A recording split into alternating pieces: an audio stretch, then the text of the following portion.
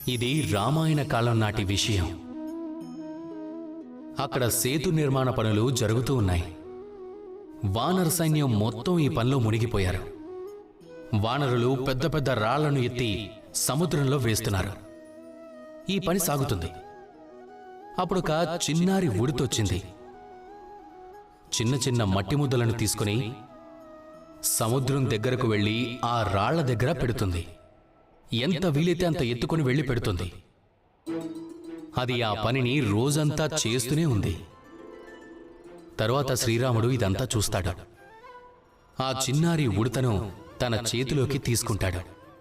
దాని వీపు మీద తన చేత్తో ప్రేమగా నిమురుతాడు.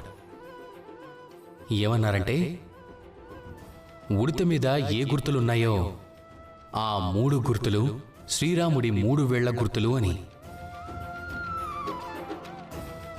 మీరు ఎలాంటి పని చేసినా సరే మీ శక్తి అంతటినీ ఉపయోగించండి. మీలో ఎంత సామర్థ్యం ఉందో, మీలో ఎంత ప్రతిభ ఉందో అది పూర్తిగా ప్రదర్శించండి.